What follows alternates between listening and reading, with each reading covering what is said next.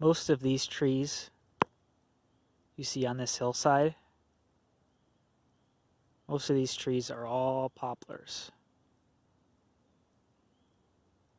Poplar will grow vigorously from its roots up to 30 feet from its stump that you create. So if you cut a poplar right there,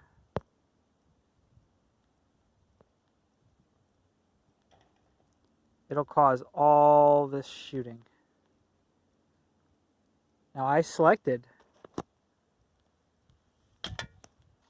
certain ones in certain spots, like this one.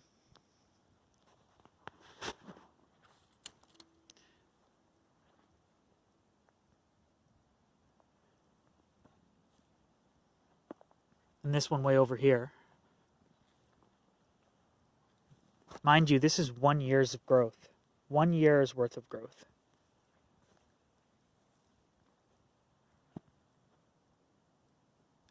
It's my height.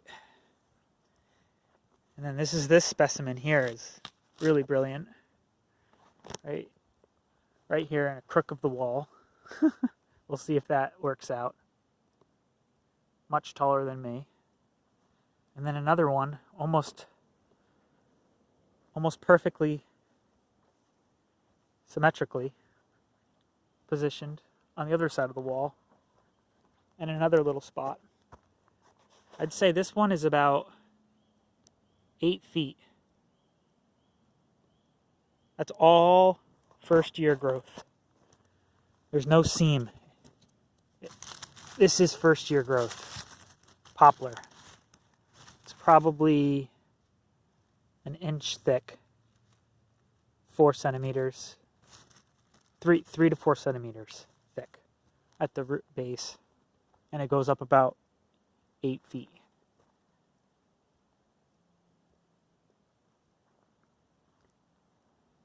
So the poplar, when cut down, is like a hydra, and all of these that you see here, these are the ones that I selected for. I actually took out about 2/3 of the trees that sprouted because they were all just as tall as these, but I got rid of them because they were not in great placement where I wanted them. So what am I going to do with all these trees, you might ask? Why am I keeping them?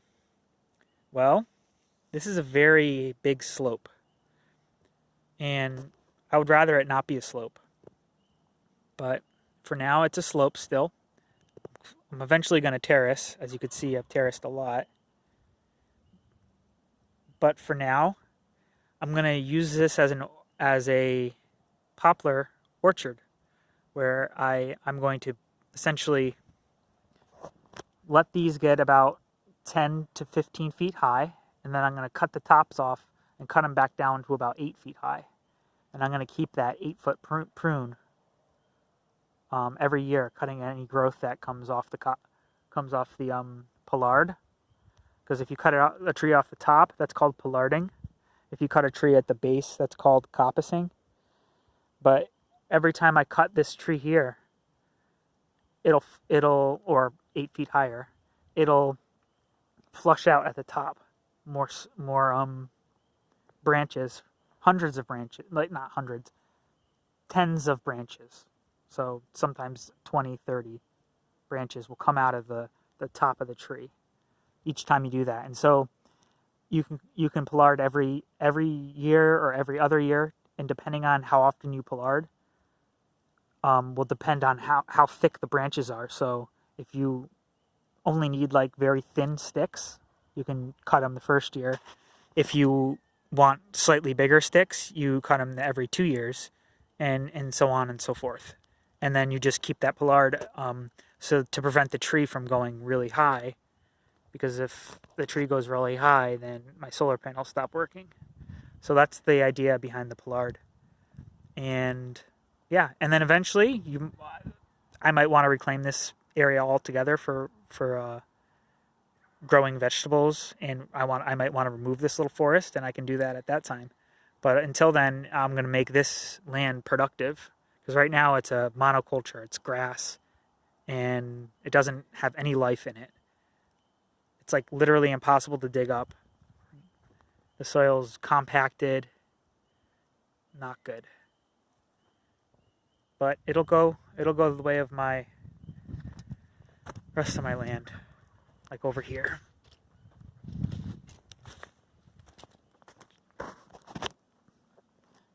This used to be the same way. It's not that way anymore. Look at this soil. I did not import this. I did not import that. Goodness. I mean, I did import the coffee grounds and some leaves. But I didn't buy soil. And now I have beautiful soil. Like, I may try to dilute, like, add other nonsense into this soil and try to spread out some of this fertility across the rest of my land, because this is my most fertile spot, not counting the hugelkulturs throughout the landscape. Anyways, that's my video. I'm going to be having a 2-year-old poplar forest that I'm going to be playing with when it comes to woodworking and everything. So this is how you do it, folks. This is how you get your own wood to do projects around your own house. You grow yourself a little wood orchard that's manageable with just a small chainsaw. Anybody can do this. So if you like woodworking and you have a little bit of land, might I suggest you plant out some poplars? They grow really fast. We can capture all that carbon, lock it up into some mighty fine woodworking, or anything else you can dream of that needs wood. So, thanks for watching. Bye-bye.